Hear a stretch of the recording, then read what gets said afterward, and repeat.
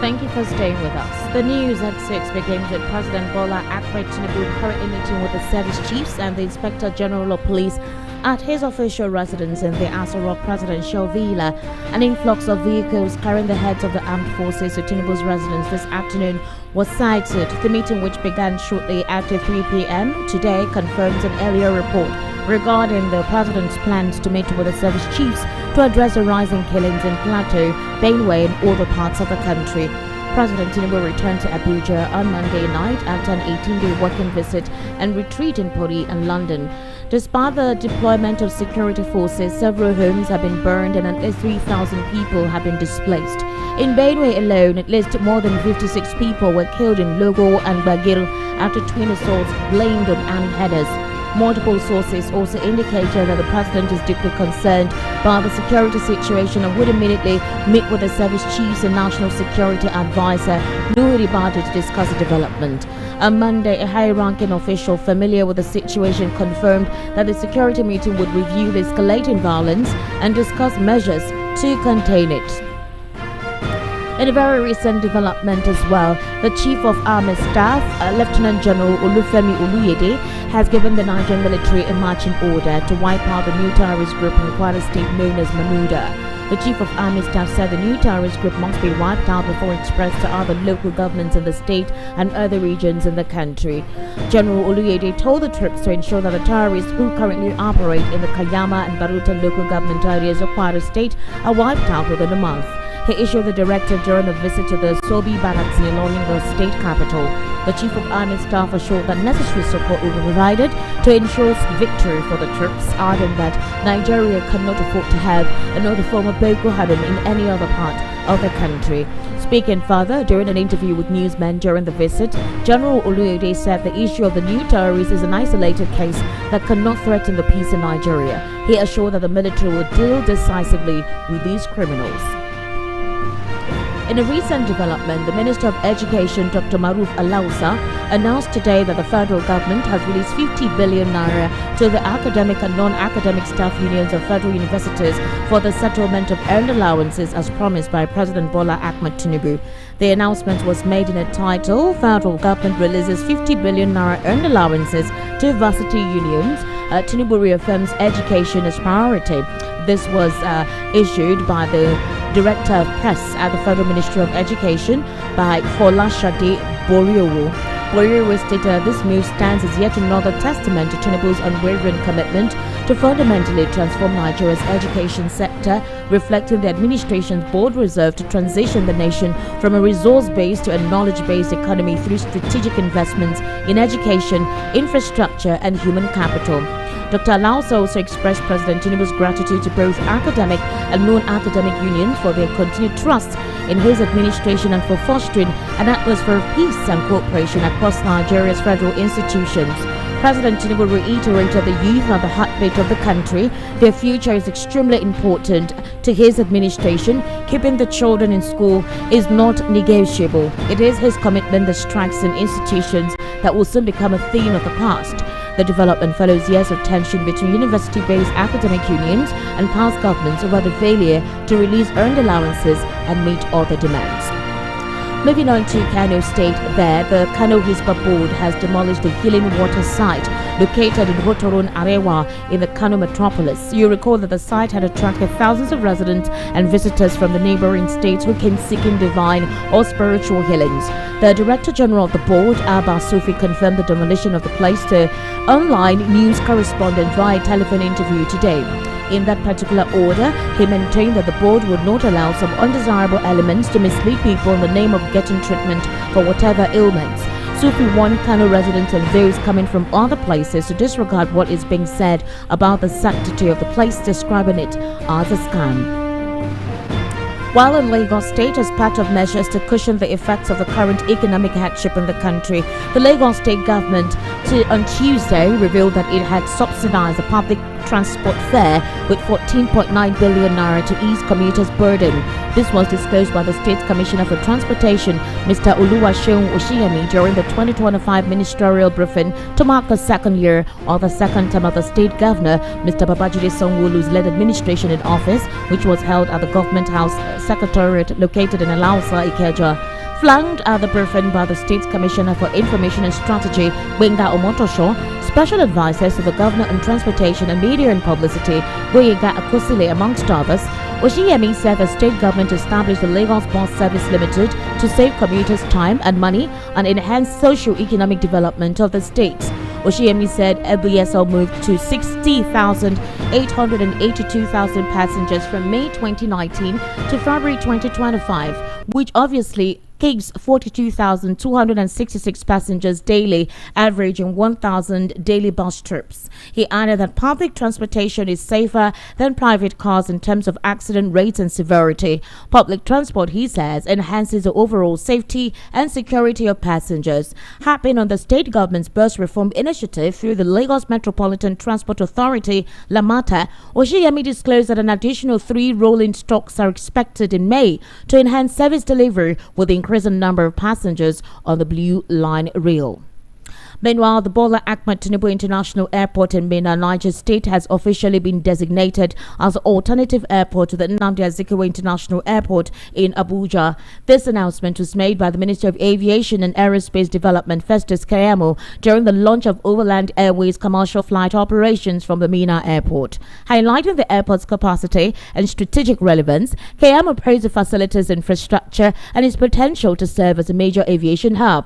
He emphasized that the airport meets international standards in both physical and operational aspects and expressed surprise at its previous underuse. The declaration is expected to bolster aviation traffic in Minna and serve as a strategic relief point for flight operations in northern Nigeria, especially during emergencies or congestion at the Abuja airport. Now, moving on to the political scenario in Nigeria at the moment. In a very recent development, too, former PDP Deputy National Chairman Chief Olabode George has disclosed that former Vice President Atiku Abubakar and FCT Minister Mr. Nyesom Wike must leave the PDP immediately. Former PDP Deputy National Chairman Chief Olabode George disclosed that former Vice President Atiku and the FCT Minister Wike should leave the PDP immediately over alleged anti-party activities. George, in a statement on Wednesday in Lagos, said the party is being embarrassed by the open display of affinity by the duo to the All Progressives Congress. He accused the two PDP chieftains of hobnobbing with opposition elements, saying they could not continue to claim membership of the main opposition party with their recent actions. Now, you're currently listening to the World News at 6 right here on Voice of the People 90.3 FM. We'll take a very short break. When we return, we'll head into a news analysis segment, obviously with more news, where we get to delve into intricate issues being read out on the World News at 6. Do kindly stay with us.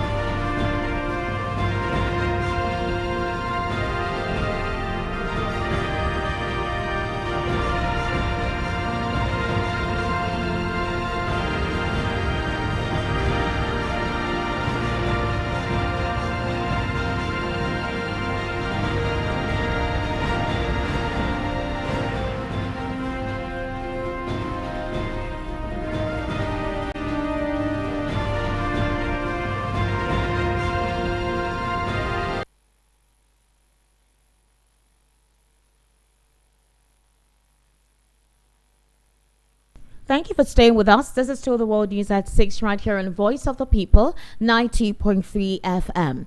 Now, Delta State Governor Sheriff Oworiri has asserted that his decision to defect from the People's Democratic Party to the All Progressives Congress was driven by the shared goal of promoting unity, enhancing security, and advancing development in the state. Oworiri, in a statement through the State Commissioner for Information, Charles Aniagu, said the PDP in Delta has lost its flavor and can no longer serve the aspirations of its people.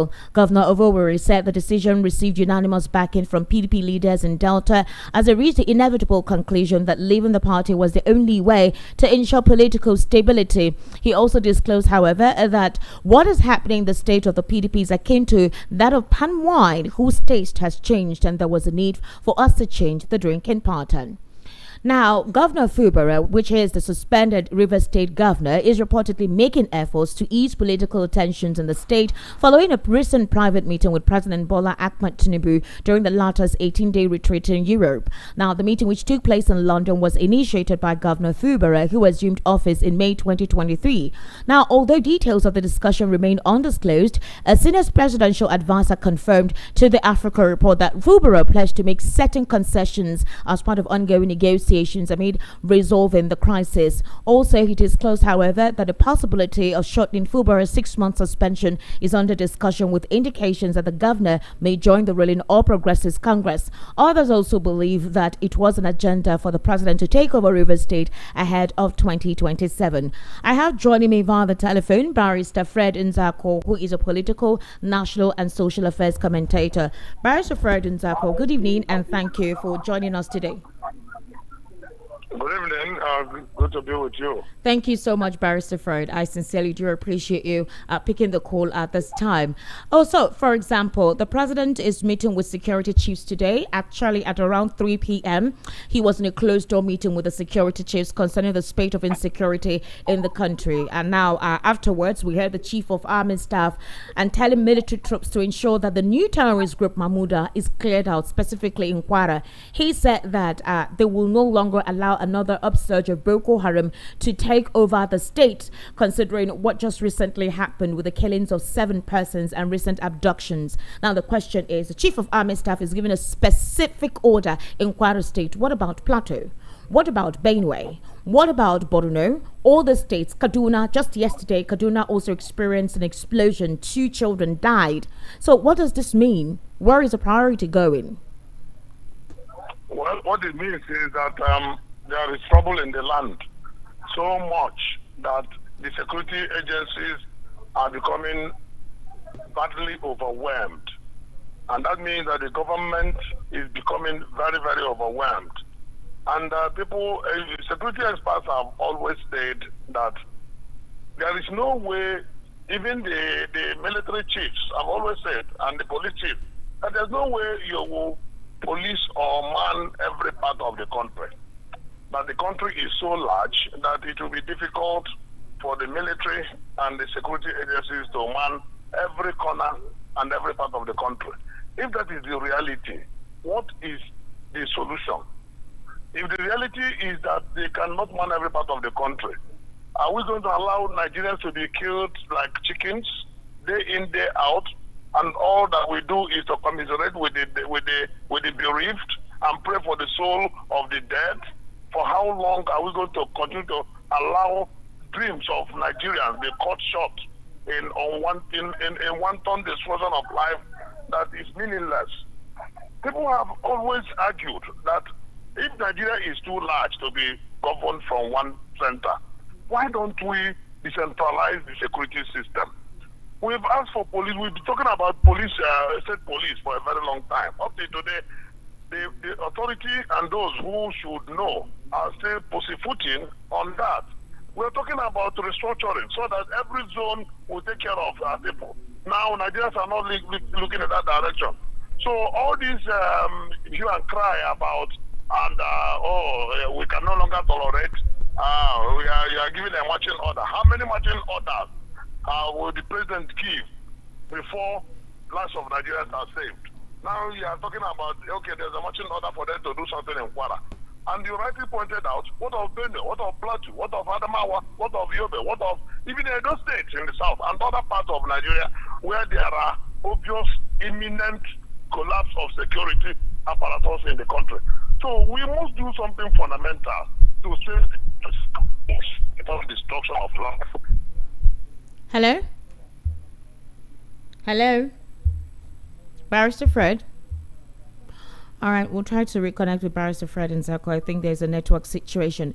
The next question I want to ask Barrister Fred Nzako is the fact that the Nigerians were actually waiting for President Bola Ahmed Tinubu to return, because you remember he was on a working visit for 2 weeks and when all of this crisis was ongoing. And now the question is Barrister Fred, thank you for joining us. My next question to you, Barrister Fred, is if we now have a situation where the president has told the Plateau State governor to see how he can dialogue with the communities that are having clashes. He made it seem like it was a communal clash and not that some persons are literally terrorists trying to possibly eviscerate the indigenes of some communities in Plateau State. Now, is that approach what he's going to apply to other states that have been experiencing the upsurge of insecurity, specifically now that in a month's time his tenure will be clocking 2 years officially, and we've been having these killings back to back? It is an executive hypocrisy for you to treat one section of the country different from another section. It is executive hypocrisy to ask the governor of Plateau State to dialogue with the people who are killing his own people mercilessly and without reason. It is unnecessary hypocrisy to ask that the security in Paradise. Hello, Barrister. Hello? Barrister Fred. Hello, Barrister Fred. Barrister Fred Nzako, can you hear me? All right, we seem to be having a network situation here. We don't know if it's a network or it's a signal thing, or possibly the location of Barrister Fred Nzako right about now. Now, let's move on to other issues. For example, the president has actually approved 50 billion naira to settle ASU and NASU, and he said that his administration, during his campaign, his administration's policy was to ensure that there is no option. Nigerians need to be educated. The Nigerian youth needs to be educated. Barrister Fred, the president has actually approved 50 billion naira to settle ASU and NASU. You recall that they were about to commence on a strike because of a lot of monies that has been delayed and based on concessions that had been previously made with the federal government. Wouldn't you consider this a very good development that the president has decided to take this as a responsibility? There will be no strike. Academic activities would continue, and being the fact that this is one of his mandate to deliver, that he is delivering, how would you react to this? Government has every duty to ensure that there are no strikes in the university. Government has every responsibility to pay who they are supposed to pay. Also, ASU and NASU are not asking for anything extra. Okay. They're asking for implementation of agreed terms, agreed payments. The problem is that the government has failed to meet up with the agreement that they have with ASU and NASU. So if Mr. President takes it up to ensure that government does what it should do, I think it's a welcome development, and it's encouraging, because the university lecturers and university workers, they don't derive any pleasure in going on strike. They only go on strike as a last measure, as a last resort, to make government to be responsible and accountable to their own agreements. So I think it's a welcome development, and then it's also an opportunity to let government know, both at the federal and state, that governance is all about accountability. It is irresponsible of any government to make pledges, to make promises, and renege on such promises and pledges to the people. It is shared responsibility. And the earlier we avoid such a responsibility, the better for the system and the better for the much cherished governance that Nigerians have been yearning for. All right, Barrister Fred Nzako, another interesting development is the federal government declaring the President Bola Ahmed Tinubu International Airport as an alternative to the Nnamdi Azikiwe International Airport. Festus Keyamo said that it was quite a good development. You know, the Tinubu International Airport in Minna, Niger State, has officially been designated as an alternative airport to the Nnamdi Azikiwe International Airport in Abuja. The Minister of Aviation and Aerospace Development, Festus Keyamo, made this statement during the launch of Overland Airways commercial flight operations from the Minna Airport. He says that the airport's capacity and strategic relevance He praised the facility's infrastructure and its potential to serve as a major aviation hub. Do you think this should be replicated across other geopolitical zones?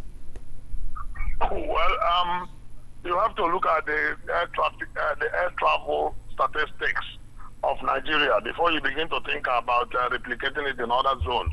Okay. How many international airports in the country are viable? What I mean in the real sense of international viability. If you talk to aviation experts, they will tell you that only about 3 international airports or 4 maximum that are viable. Look at Lagos, look at Abuja, look at Kano, Port Harcourt, and Tinubu. Give it a maximum of 5 that are viable. Every other airport, whether international or non-international, are not as viable enough to be made international airports or an alternative. But what they have done is a good one, because if there are challenges at the Abuja International Airport, then they could use the one at Mina as an alternative, the one that is called Bola Tinubu Airport. Yes. But when did we start naming such institutions after people who are still alive? It's still an ongoing conversation. Why are they in a hurry to name President Bola Tinubu, to name the international airport after President Bola Tinubu? Is he not taking circumstances too far? Nobody is wishing Mr. President to leave this planet, but they should have waited until he exhausts his term in life before they begin to name such airports after him, because that is introducing a dangerous trend in such naming. But then, what do I know? Well, the government knows it all. But what I'm saying is that if you do that for Abuja, fine. You also need to do that in Lagos.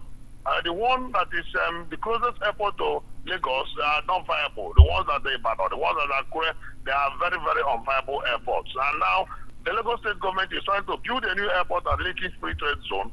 If that one is done, I don't know whether it's the federal government project or Lagos state government. But meanwhile, aviation is still under exclusive legislative list of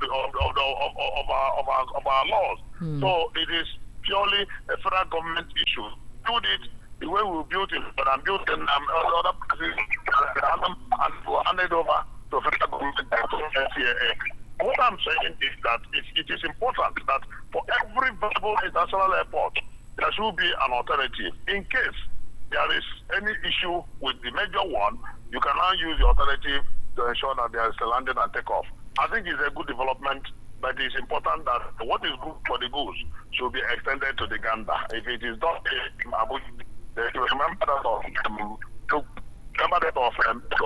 remember that of Port Harcourt, and remember that of Kano. All right, Barrister Fred Nzako, let's move on to politics in a very, very short while. We'll need to wrap up the world news. Now, in Rivers State, we heard 2 days ago that Governor Sim Fubara had a secret meeting with the president in London. And the idea is to have a conversation with him whereby he can return, no longer being suspended. Now, the former governor, that's Nyesom Wike, was not in that particular meeting. Now, Fayose's brother said that Fubara is no longer in charge of Rivers, that the president is in Rivers. Now, based on the certain statement that was made by an aide who refused to disclose his name, but literally put it out in the news there, that Fubara pledged to make certain concessions as part of ongoing negotiations aimed at resolving the crisis. Now, one of those concessions is stipulated that the defected 24 House of Rep lawmakers, they may have to resolve their differences, and he needs to acknowledge them. That's one of the things they have to consider as well. And this is basically what Nyesom Wike has been fighting to achieve. Now, also in regards to that, there are now talks that he may defect to the All Progressives Congress. And today we heard of Governor of Owerri of Delta State defecting to the APC. Former Governor of the state, Ifeanyi Okowa, too, has officially defected, as well as some of his support base and stakeholders. They've all defected to the All Progressives Congress. And Ifeanyi Okowa was the second vice to Atiku Abubakar in the 2023 presidential elections. So what do you think is happening here? Are we seeing a situation where the APC is literally adulterating all the opposition, and we may have a one-party system by 2027? We have said that without number, that as long as we continue to play politics of selfishness, politics of stomach infrastructure, and politics of self-aggrandizement, we can never get our political ideologies right. What is happening today is that the other opposition political parties have made themselves available to be emasculated by the ruling APC, and they seem to be enjoying their emasculation because they seem to be smiling to their various banks and they don't. I mean, the leaders, and they don't give a hoot.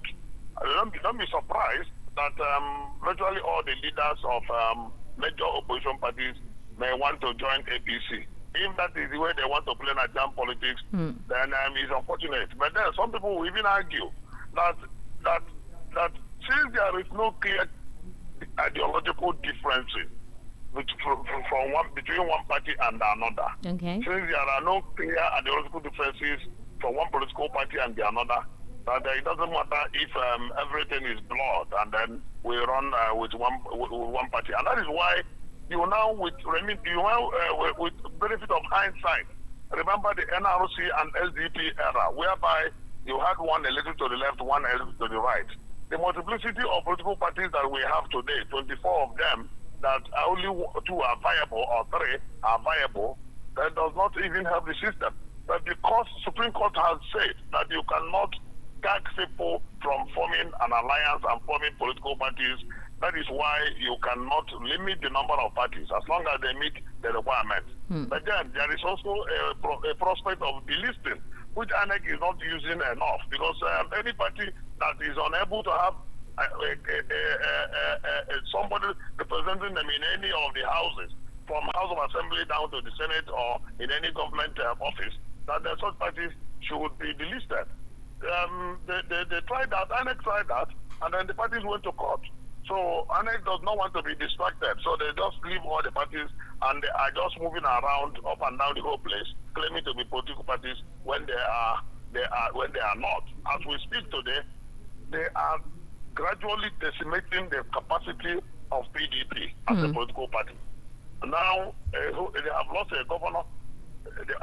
The governor of Akwa Ibom, Umoeno, is almost on his way out. No, they've clarified that he's not defecting. He has come out to say that he's not defecting to the APC. His spirit is inside APC. His body may be in PDP, but his spirit is already there. That was the same way we saw with the Governor Sharif of Delta State. Yeah. Now, even if Okowa, who was Atiku Sonny mate 2 years ago, has now left to APC. So what does that tell you? It tells you that hatchetman's job, which Wike's men have done in PDP, is killing that party, and it is very for that party.